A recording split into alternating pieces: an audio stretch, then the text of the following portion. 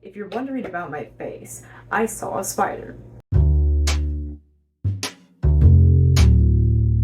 Now picture this, it's June 23rd of 2020 and you just logged onto Minecraft to find out in that launcher that there has been a new update. So you get into Minecraft and you hear it's the Nether update, so you go to the Nether and things have changed drastically. There's entirely new biomes and entirely new species roaming around the Nether. Now I've had Minecraft for a long time. When I got it, it was just after the very scary update, which was when they added the cave sounds. Can't remember at the top of my head exactly when that was, but if I find the day, I might just put it on screen. Now, Minecraft is a game that has been through a lot of updates, and in fact, the game kind of evolved with the new times, with a lot of people having their own opinions about whether or not the game as a whole had a downgrade already. Now, the game initially came out in 2009, but was fully released in 2011. Having said that, the game has had a lot of updates and has experienced a wide range of different kind of players. Now, some updates definitely were better than others, and we all know which one people were upset about even today, which was the combat update.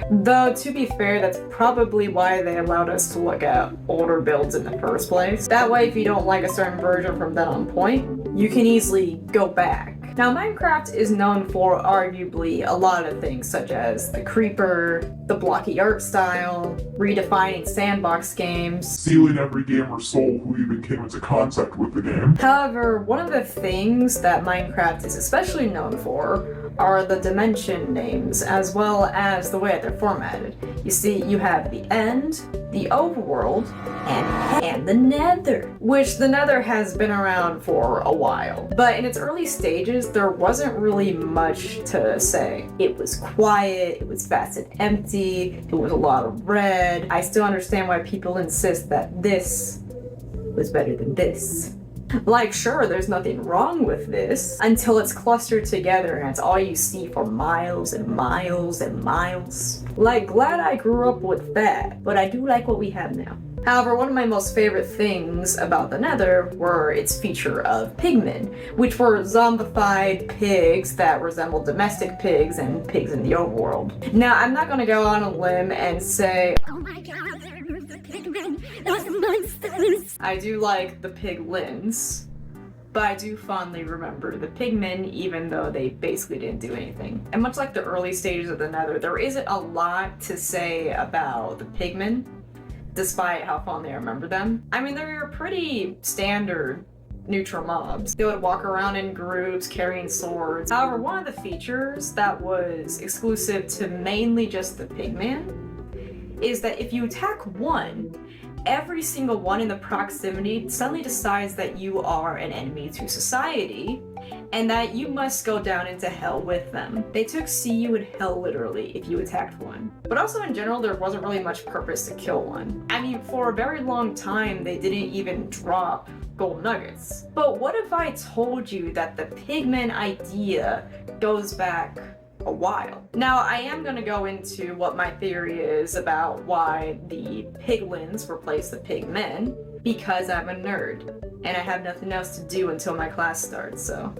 Now, sometime in October of 2010, and I say sometime because some sources kind of get the dates mixed up, so that's just the approximate time. The idea of a pigman was proposed by a user called McLee. And in that same month, Notch had mentioned that he was working on a mob for the Nether that would be otherwise pointless. However, the initial idea for the Pigmen wasn't that it would be put in the Nether. Originally, some point down the line, Notch decided, hey, we need to have NPCs in our game. But the original idea wasn't exactly the Squidwards that we know today. The original idea was that anthropomorphic pigs would be walking around in the overworld. Now, while pig seems like a weird option, keep in mind that one of the most iconic passive mobs is actually the pig, which I assume to be because, when the pigs were released, And Notch liked the idea so much that he even granted McLee a cape.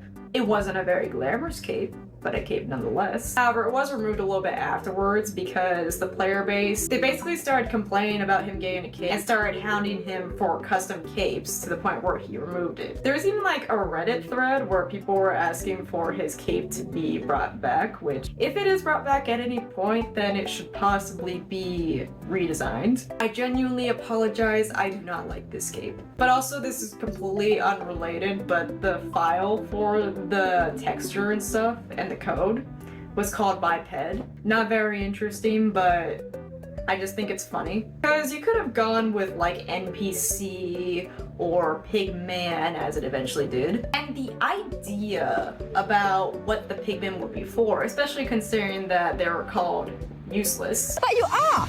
The idea of what they would be there for was kind of toyed with for a few years, even after they were initially brought in. 8 years after Dinnerbone tweeted that he was working on mob stuff, he revealed that the vague tweet was about a form of Pigman. More specifically, a kind of Pigman that you would be able to convince to fight for you, which missed opportunity. I would have loved to have an army of zombie pigs in hell, just like, if an army of mobs tries to fight you, just lure them to the nether, and then immediately every single Pigman that you've tamed within a mile radius just swarm. I think that would be very funny. Though, to be fair, if an idea gets scrapped, typically that idea is recycled into something a little bit different.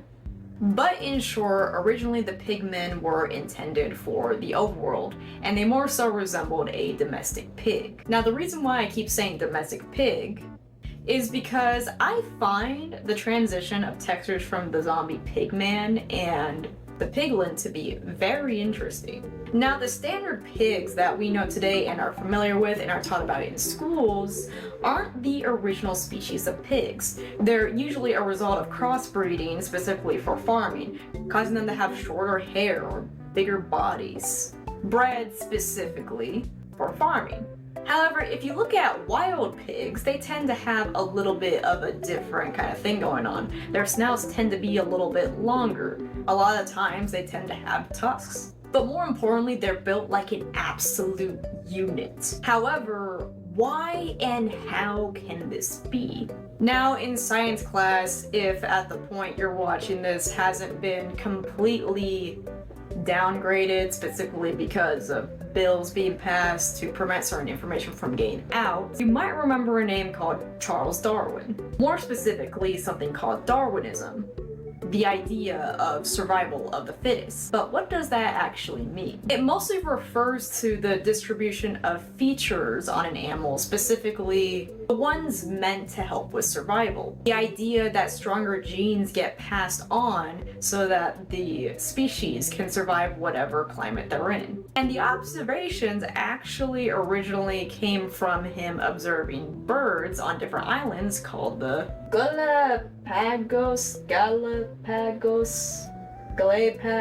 in which he noticed that the same kind of finches varied slightly from island to island. Some of them featuring shorter beaks, longer beaks, and other qualities that would have helped them on the specific islands. Now, the reason for this is because if you're living in different environments, especially as an animal, your eating habits and the way you get food are bound to change, regardless of what the first species was there.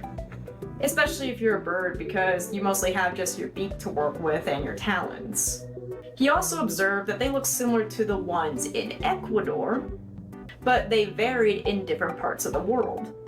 Which comes with the idea that all animals share a common ancestor. That at some point said ancestor came to that island and for one reason or another, with different breeding habits as well as different climates, qualities changed over time to fit with that environment, resulting in different versions of species all across the globe. Now, the reason I bring this up to correlate it with the pigs is because, first of all, I can, but also the formation of the domestic pig.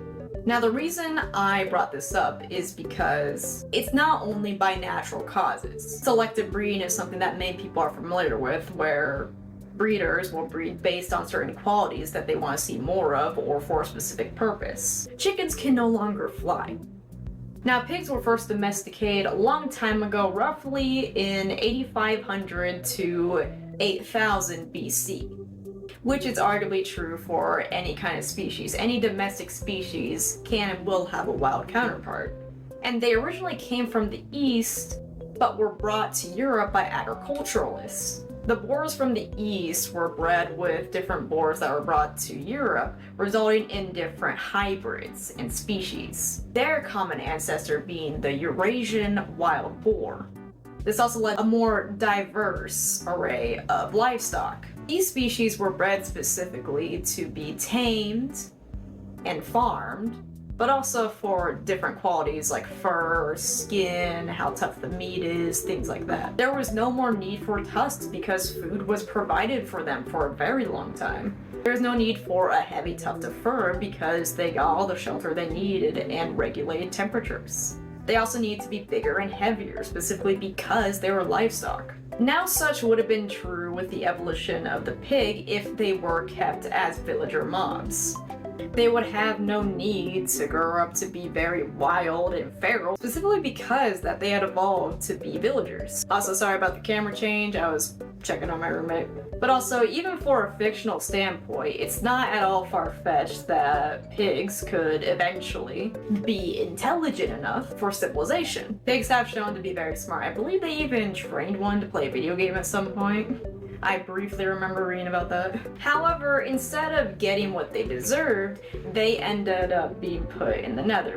You're such a dick! Every day I wake up in fucking Ohio! Which for a while, there was only zombie pigmen and gas, until in 2011 when Jens teased that more mobs were being worked on. We believe in Yen's supremacy here. Now, this included blazes, magma cubes, and the ability for the zombie pigmen to be able to drop gold. Every dimension in Minecraft has some kind of ratio that prevents too many from being spawned at a point in time. So with the addition of these new mobs, there was a lot less pigmen and gas to go around. Interestingly enough, wither skeletons were not added until 1.4.2. But the existence of the fortresses begs a question, and that's who built the nether fortresses? Which is any case in any structure, such as the mine shafts, the nether fortresses, dungeons, and whatnot. But first, let's take a look at what exactly the nether fortresses were. They're initially structures made out of nether brick, which happened if you smelted netherrack. However, that was basically the only material used for them, specifically because there wasn't a lot of materials to go around in the nether to begin with, aside from soul sand, the occasional gravel, I believe. I'm not sure if that came later, but most importantly, netherrack. Now, while it would be unconventional to do so, one theoretically could hold netherrack into lava for a prolonged amount of time to make it into a brick. However, you can't do that unless you're fireproof, which in this case, zombie pigmen have displayed the ability to withstand fire, even piglins as a fact.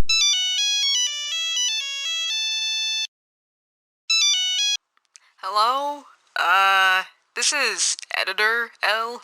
Now, I know what I said in here, but I did realize that one of the rooms in the nether does look like a forge. But there's not exactly anything to kind of lower objects into it the way that you might for a brick. Plus, they needed bricks to make the forge in the first place. So at some point, they likely did have to hold it under, but I like to think that they didn't realize that they could use the forge not only for tools, but also the bricks.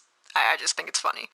More specifically the zombie piglins, because the regular piglins are in fact not fireproof. And most importantly, they were built specifically for the terrain, with giant pillars suspending them, very thick just in case a ghast were to come by and end their whole career, a big maze-like layout, but also interesting additions such as the spawners and stuff, which would be strange considering that you can't craft a spawner. However, in order for something like this to happen, there needs to be an intelligent species there to begin with. And clearly that fortress has been there for a while before eventually it would end up being destroyed in certain ways. Whether it be because of just the nature of the nether, or if it just simply decayed over time. Now, the Pigmen, like I said before, were originally going to be NPCs instead of the villagers that we know today.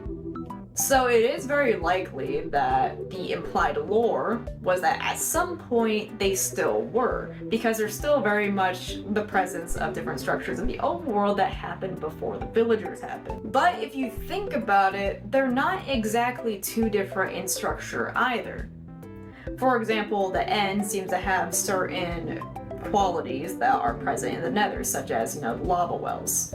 And the mine shafts seem to follow a very similar structure in a way that, it's kind of mazed out, kind of held out, and of course, the dungeons. However, one thing that all these structures have in common is typically the presence of spawners.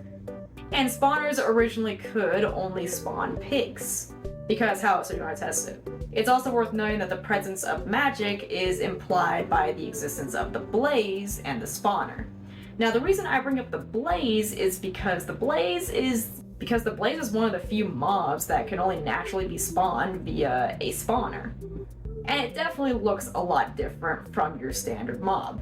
I mean, it's a floating head, it's got a bunch of fire around it, and it's made with the sole purpose of guarding the fortress. And considering that spawners existed in structures before the nether fortresses were brought in, it wouldn't be too far-fetched that they were to bring their recipe with them, or at least their knowledge of spawners and magic. Which would not only explain the existence of spawners, but also explain the various structures that are built beforehand that the villagers obviously aren't even advanced enough to do. So the theory here is that originally in the lore, they were at some point implemented into the overworld, but for one reason or another, ended up being in the nether. And since they weren't exactly built to withstand the high temperatures as well as the unforgiving environment at the time and how scarce food was, they weren't doing so well, which is why the majority of them ended up being zombified. The presence of piglins implies that there's some sort of reverse. Now, pigs in real life have been known to switch to more feral counterparts if left unattended in the wild for long enough. That is assuming that they survived. And a lot of the piglin concepts are kind of similar to that you may see in society in the overworld. And of course there's also the remnants, which were likely built to replace certain fortresses that were already falling, but inevitably ended up falling regardless. And with the new biomes being added, they were able to make tools and stuff. They were able to advance because the world evolved just as they did.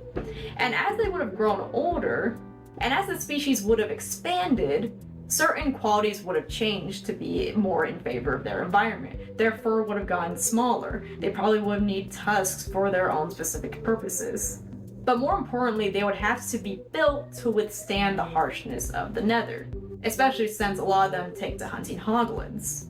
Which, if you look at the texture of the piglin compared to the zombie pigman, there was definitely quite a few heavy lifting and training involved. And the existence of the piglin brutes implies that there's no longer a need to be using the blazes because they were able to develop so much so that they were able to make themselves stronger.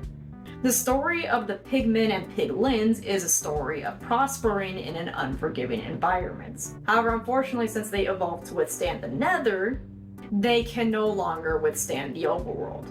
So in conclusion, the zombie pigman at some point in the lore was originally in the overworld, but for one reason or another wound up in the nether and had to survive. Now, Minecraft is an open-ended game where you can make your own lore, do whatever you want with it, have your own story.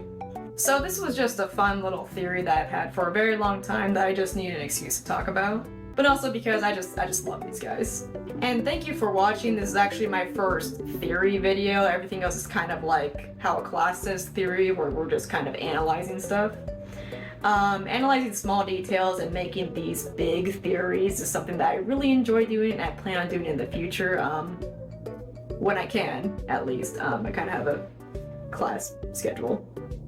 And I work weekends. If you're wanting more content, I did make another video. That one was on Bugbo. I highly recommend giving it a watch because if you've been seeing it in your recommendations, but you haven't exactly been sure, that video will establish the different aspects of it and, It is spoiler territory, but within the first minute of the actual explanations, it does explain the premise of the show, and you can decide whether or not you want to watch it. Thank you so much for watching, and this is LA signing out.